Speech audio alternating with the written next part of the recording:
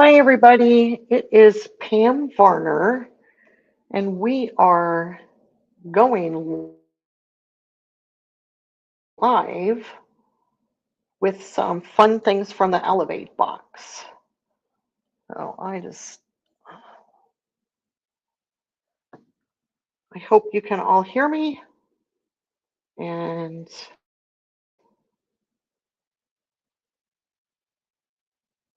If something happened to you tomorrow, hold who would go on. through your possessions? Look for all of your accounts. Sorry about that. I'm trying to make sure that we're live. So it still says upcoming. I'm a little there we go. Now you can see me. Okay, I hope you can hear me. Okay, I'm excited, you guys. So today we're going to play with some stuff from the Elevate box.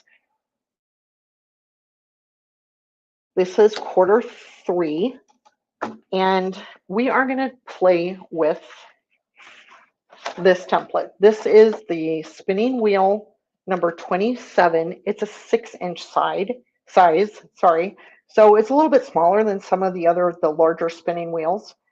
The thing that I want you to pay attention to are these little tick marks up here above the A and above the B, not the ones that are next to the A and the B. We want to use the ones that are up here at the tip. And then these lines right here, they are going to help us line up our template as we do our design. So let's get this stitched out. And I want to show you something that I've been playing with, and I hope it helps you. I have found that when I do designs where I start up here at the top of the design and keep going, sometimes when I come back, my template is off just a little bit because of the draw up, excuse me, of the design. So what we're going to do is we're actually going to start in the middle. So when we finish our design, it's going to be a nice clean finish out here on the outside of the design. Okay. So what I want to do is I want to mark one of my lines, and it doesn't matter which one you mark, so that I know where I want to come back. Okay. So we're going to start with that little tick mark I showed you on this reference line. You will see that these reference lines down here in the middle are going to be on this reference line. Okay, so here we go. Normally, what you would do is you would stitch from A to B,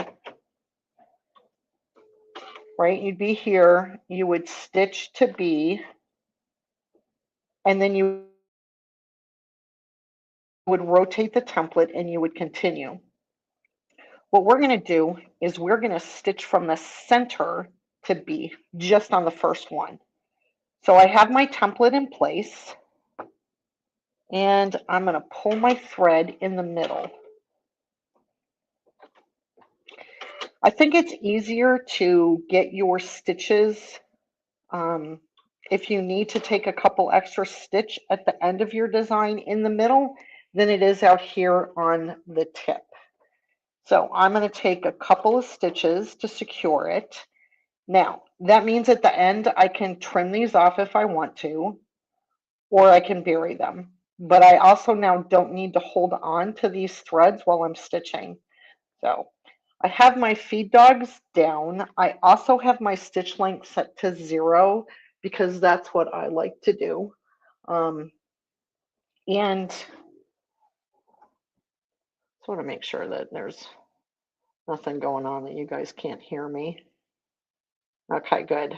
All right, so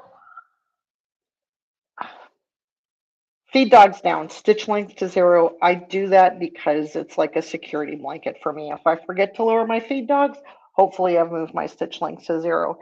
Today I'm using a polyester 40 weight embroidery thread in my needle. I have a size 80 top stitch needle, and I have a 60 weight bobbin thread. So that seems to work the best for me. And off we go. We're going to stitch to B.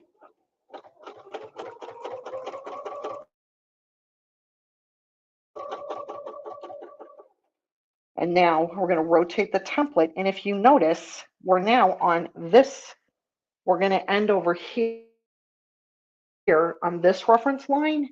So we're not going like to the next reference line, right? We're skipping some. And that's how this design works. So line up your template. And again, stitch from A.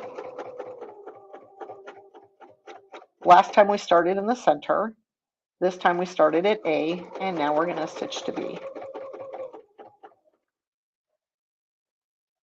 Now, at the tip, I like to take an extra stitch at the point of any design.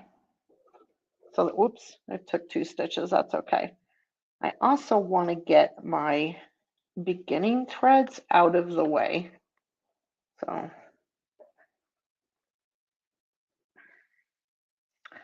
I might end up cutting these before we get finished. So, there we go. Lined up here on B. Oops, I totally went off the template there. So what I would do is I would come back here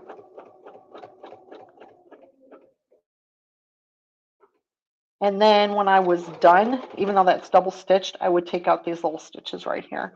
And that's how you can fix if you make a mistake.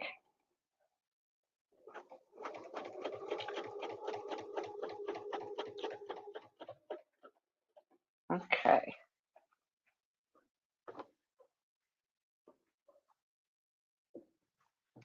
Make sure everything's smooth.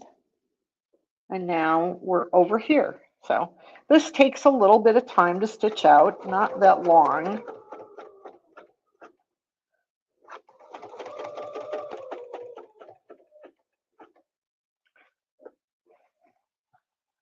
And now I think I am going to cut these threads off because they are going to get in the way. And remember, I double stitched them. I secured the stitches at the beginning, so I can cut them now and they're going to be fine.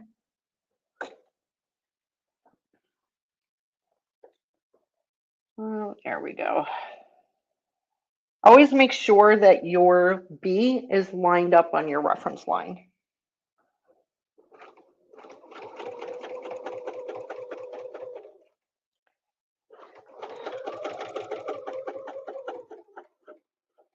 Now, you, of course, could start the very beginning on A and stitch to B and go around. That's perfectly fine.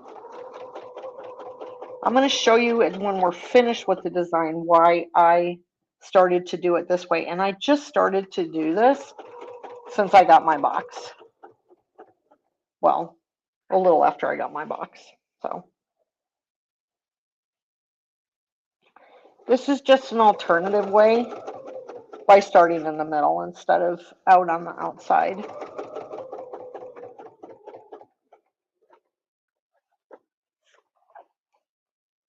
And you just keep rotating and hopefully you don't come off the pin.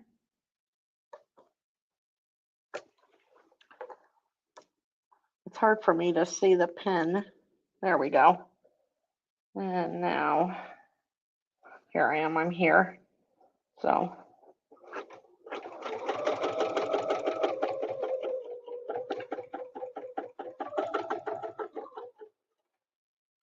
oops, I moved my template a little bit. There we go. If you were doing this in a situation where you couldn't rotate, here I can see the B over here. I can see that, right?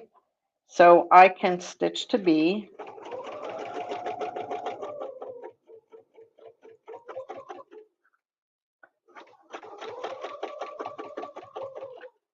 And now when I rotate my template, I can see these lines here, right? Over here, these lines are also on my reference line.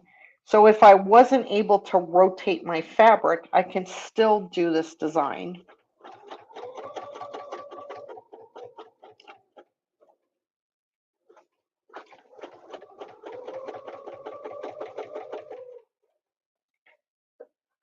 We don't have too much farther to go.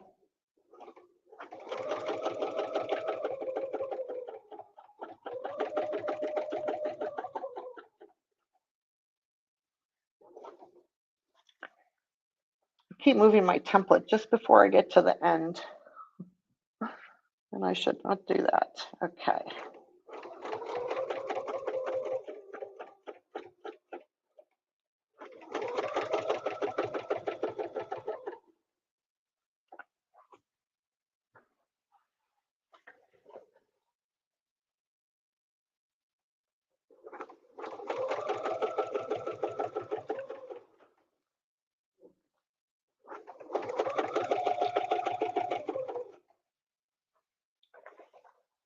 And we just have a few more to go.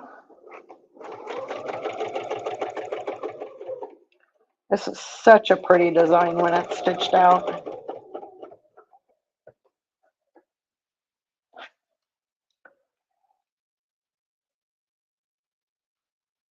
I think this is our second to last one.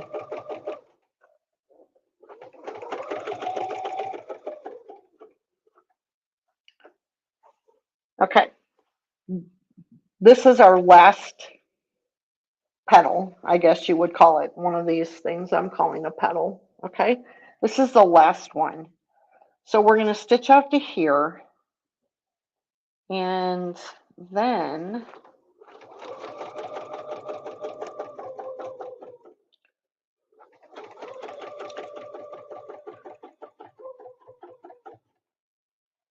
go there. And now I'm going to stitch to the middle, and this is my middle. Okay. So I'm still going to line up my template, and in a perfect world, you're going to hit where those stitches started, which we did. And then I'm just going to back up and lock. Okay. The reason I do that is so that I don't have to bury my threads if I don't want to. Now, if you didn't meet this, right, you're off a little stitch there, what you would do is you would pull up your threads, and when you bury them, you would bury them where you started, and then that would close that up, just in case you miss. But I like to do that instead of missing out here. I think you run a lesser risk if you don't meet in the middle than you do out here. So that's why I started doing it this way. And now let's just go back here. Okay, because I want to show you something fun on this template.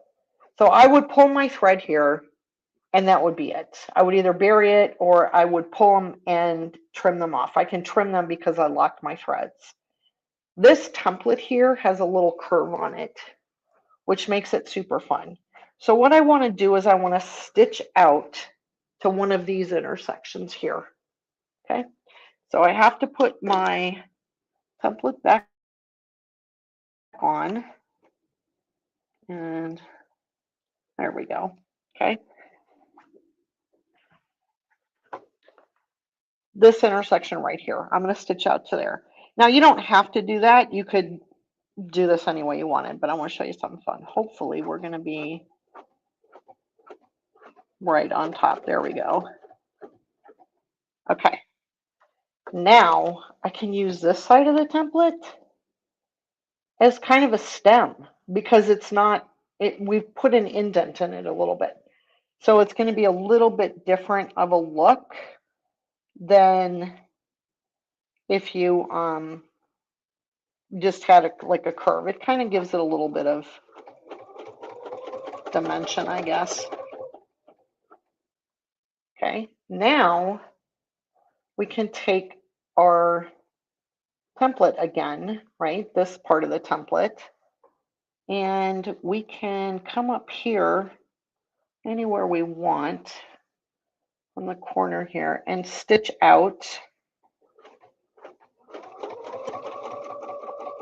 to there. Now turn our template, get out your spacing gauge, And you can come here and let's see, hopefully that's gonna, and make yourself a little leaf.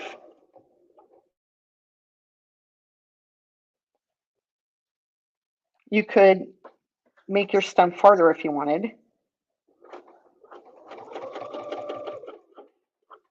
And then make another leaf. So I'm kind of starting where this reference line is on the template. That's kind of where I'm starting. Come up there to A, come back here to B.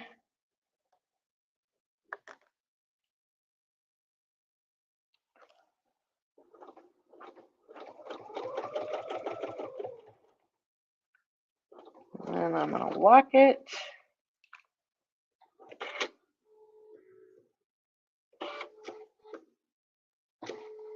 And because I locked my threads, when I pull my bobbin thread, I can trim it. Now, if I didn't want to trim it and I wanted to bury, I would take my bobbin thread, I would pull it out a little bit more. And then here I have my threads for burying if I wanted to do that. Okay. So what I was saying here in the middle, if these stitches didn't meet right here, you could take your tail of your threads and bury it into the stitch where you started, and that would close that up and no one would ever know. And then I have, here, let's see where my boo-boo is. Here's my mistake, right here. And since I double stitched that, I don't really have to worry about it too much. The threads are not going to come out, but I can just come and take my seam ripper and pull these threads out. And now my boo-boo's gone. There we go. So that is how this spinning wheel number 27 works. This isn't going to be a really long demo, but there you have it. So I'm just checking for questions. Happy 4th of July, everybody. Okay. Just seeing where everybody's from. And all right. Now, let me show you, if you wanted to do this as a border treatment, now you're not going to do the entire design as a border treatment, right? Because it's big, it's 6 inches. But if you wanted to do a border treatment, you would mark your border, right? The center of your border. I always like mark the center of my border. And you would know if you had, let's say this is a 2-inch border and we mark the center. I think that's going to work. Or even a 2-inch sashing. So I'm going 1 inch on either side of my center line. Oops. This gives me center. I like to know where center is when I do these kinds of designs. And then this is the outside of my border, right? So I don't want to stitch past those lines, but I'm going to pull on my border.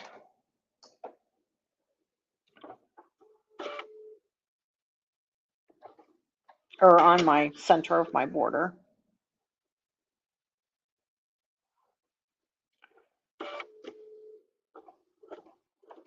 Okay. And then I'm going to take this. Well, the first thing I'm going to do, well, I'm going to go just a little bit because let's say this is the corner. I don't want to be in the corner.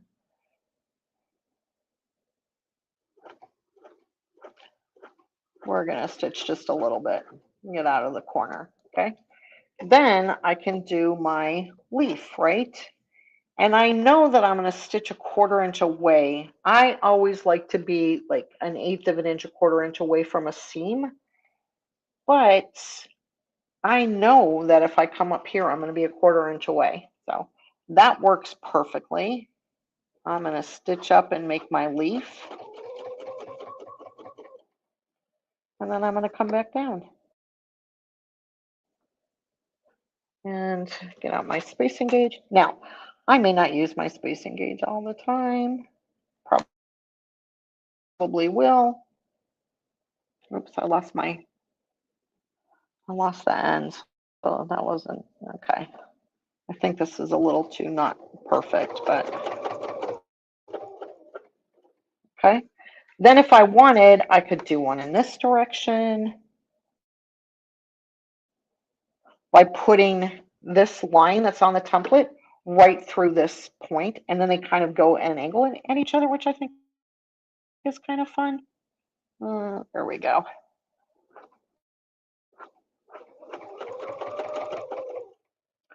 And then come back.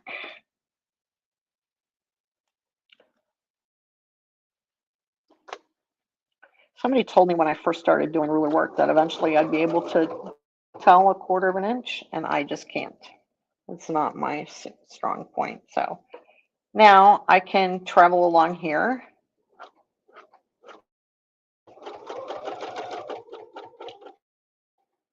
Stop, do the same thing, or I can have them both go up, right? So let's see, that's there, that goes that way.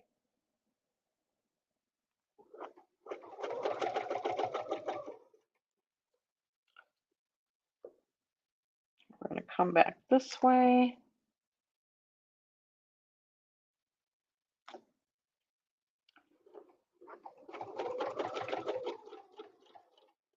And then we're going to go this way.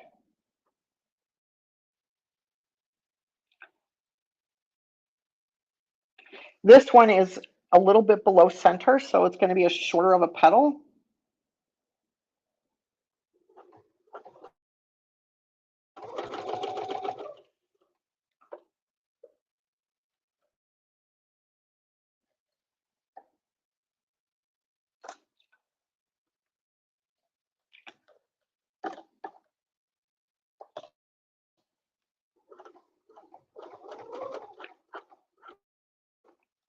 And then I would put this in here, and I would continue on.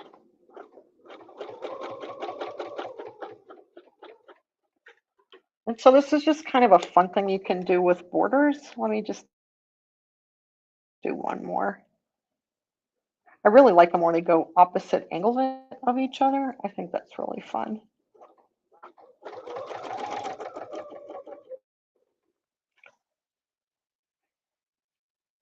And if you don't care too much, if you don't hit this perfectly, you could just eyeball it. Or if you're really good at the 1/4 inch, you could just probably do it without any assistance from your spacing gauge. I like the comfort of my spacing gauge.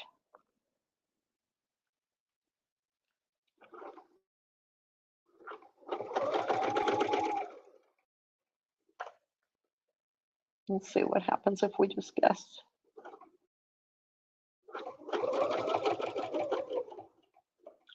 Ooh, ta-da! You could also go the opposite directions and do 4 of them if you wanted. That would be kind of a fun small design. Let's try that.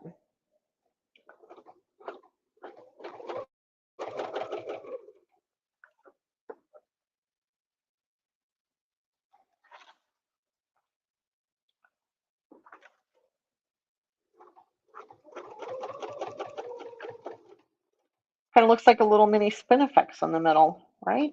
That's kind of fun.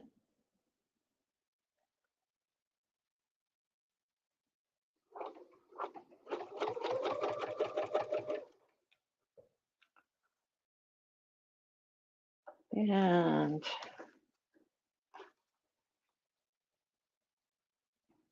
so if you had a cornerstone, you could put this in a cornerstone if you wanted.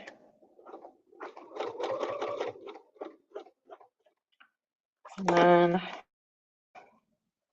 come out. We'll go this way and see if that changes a little bit. There we go. Now we're going above the line. So that is some ways you can use this template for small borders. And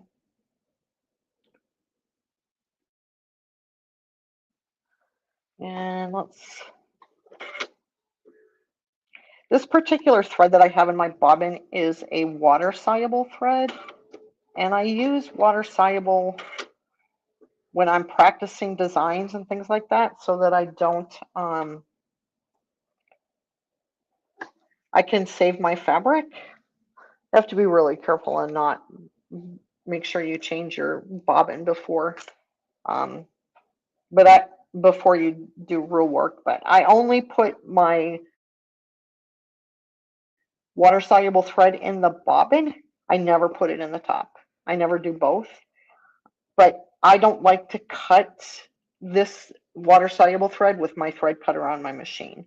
So that's why I pull it up. Sometimes I forget. So, but that is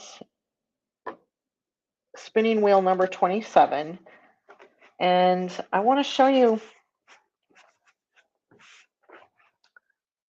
if you had a Spinifex. So in this particular box is a spinning pedal, which works like a Spinifex. And I'm going to go over some of the other features of that in a different Friday. But we're going to pull from the center here.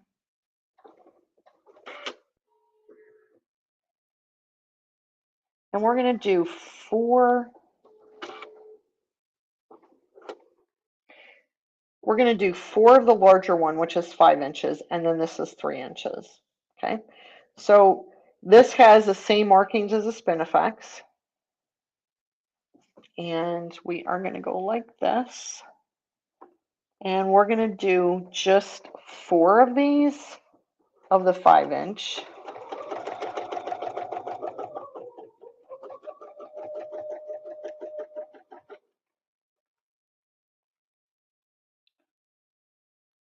And just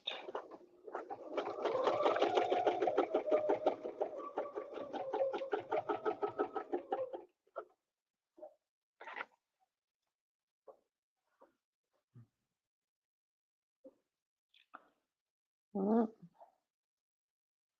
think I might have gotten off a little bit, but there we go.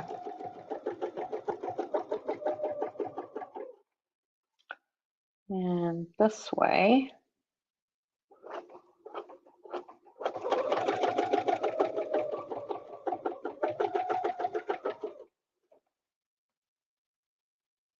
I'm stitching over my beginning threads. I forgot to get them out of the way.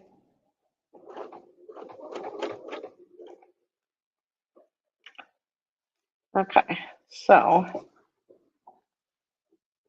there we go. That's what it looks like with 4 petals. Now we're going to put the little one, just so you can see the size of the little one, on the diagonal crosshairs. So this is only 8-point crosshairs. The other design we did was 16. So we're going to come up here.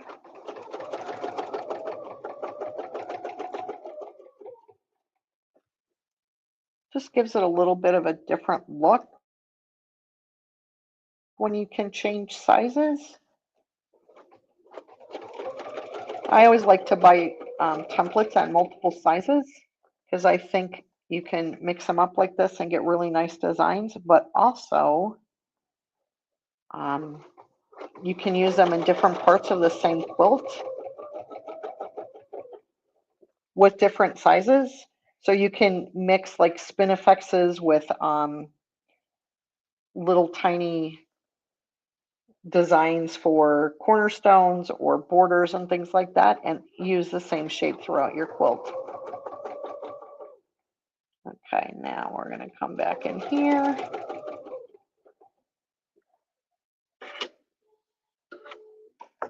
So there, that's the design that we have.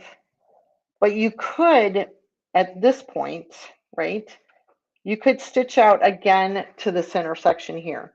We don't really want to start from the center. So We probably shouldn't have taken this out, but we're going to try and get to this intersection here. Hopefully things didn't move too much.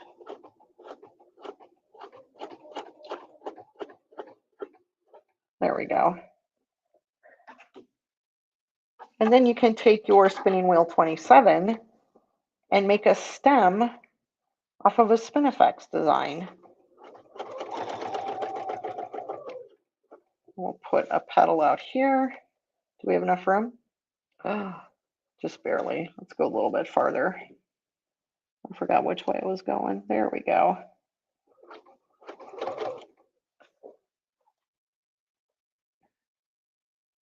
We didn't want to run into our petals on the, these are leaves. We didn't want to run into our petals in the flower.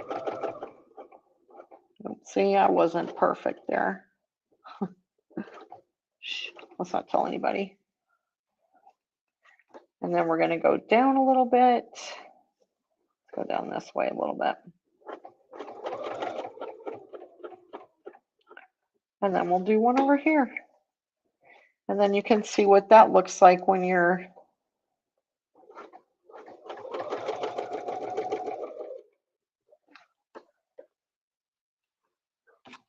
if you had more room and you wanted to add some stems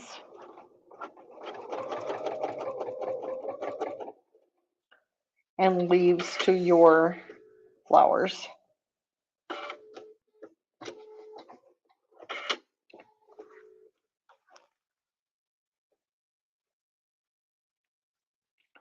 There's that.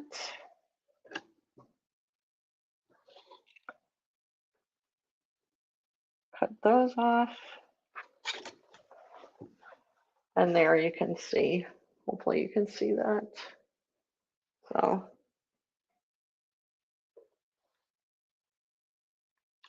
and I know that it's like only been about 30 minutes, but there's really not much more I can show on this template. I mean, I guess you could do, well, let's try something just for fun. Let's go from this line and have it stop. I just came up with this idea and have it stop on that line. Let's try this.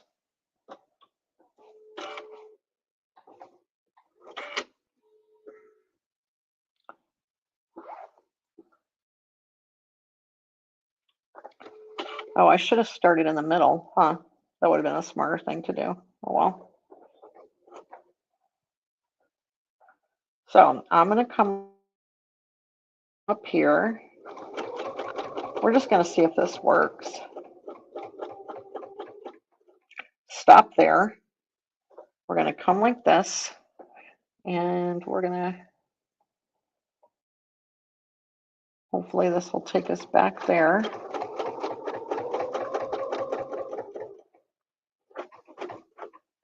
And then we're going to go back to, oh, we didn't go far enough. We're going to go back to the center, right? And then we're going to do it again. This might be fun. I just saw this in my eyes when I was like, what else can we do?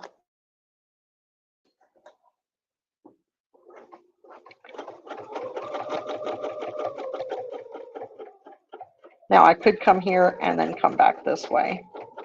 And the reason I did that is because when you have double stitching on your designs, or when you have designs that you can't continuously go without having double stitching, you want your double stitching to kind of change, right? You want it to be on the top, and then the next time you want it to be on the bottom. And that kind of tricks the eye. There we go. So this, the double stitching was up here, and then it moved and it went below first. it tricks the eye so that you don't see heavy stitching on one side of the line by moving it around. So the next time the double stitching needs to be on the top of the line. So we're going to go like this. We're going to do one more. This turned out to be pretty fun. I like this.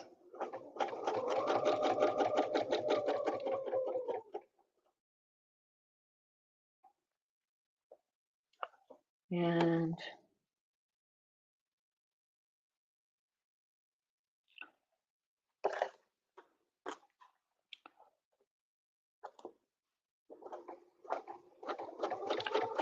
again, this is the one that we want to double stitch.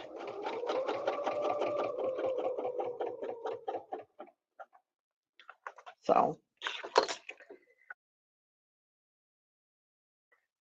and I'm going to measure these for you so you can know how thick they are and see what they'll fit in. I think this is going to fit in a really small sashing. I think that would be a fun sashing. Okay. This is 3/4 of an inch. The thickest part is 3/4 of an inch. So this would fit in a 1-inch sashing, which would be great. I mean, a 1-inch sashing is a pretty decent size of sashing. So I'm just gonna go like this. Oops. I just kind of want to see where it's, so you can see where it's bordered at.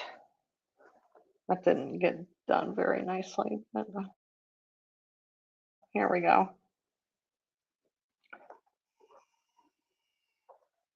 Right? So this would be your sashing and there would be your design right in the middle. And I think that would be really fun. So if you start your design on the line and then use this centerpiece to end it on the line, right? Then you're going to get this shape here. So, and then we know this is a 5-inch design.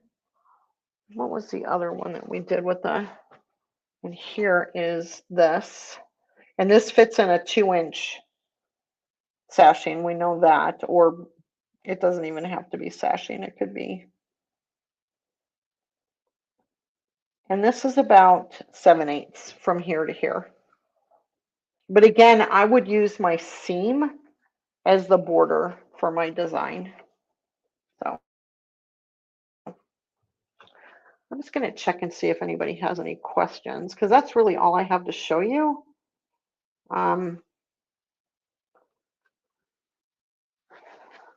So let's see what we got here.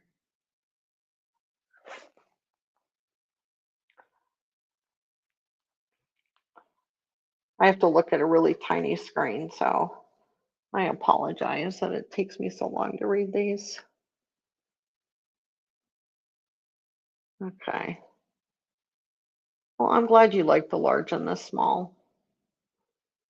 So someone said, what are you making? I'm just making a couple of designs using the spinning wheel number 27, which was here just a minute ago, and now it's not. There it is, this particular template. So, which I talked about at the beginning of the video. So we have a couple of border or sashing options. We have a block design where you could put a stem in if you wanted to. This would be good on like a quilt that had a lot of background negative space in it. You could throw these around in there. And then this is the design that the spinning wheel number 27 makes. So that's all I have. I wish I had more for you, but that's what I have for now. And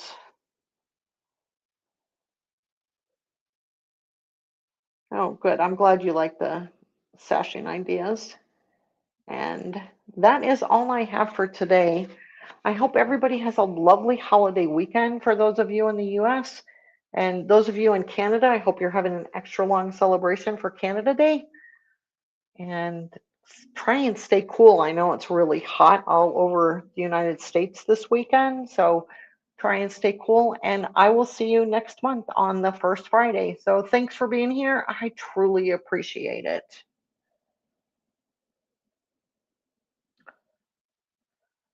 My fabric block.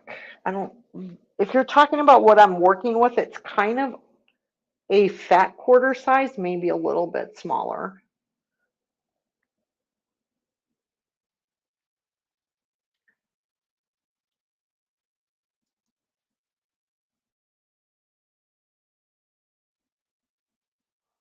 Take care, everybody. Bye.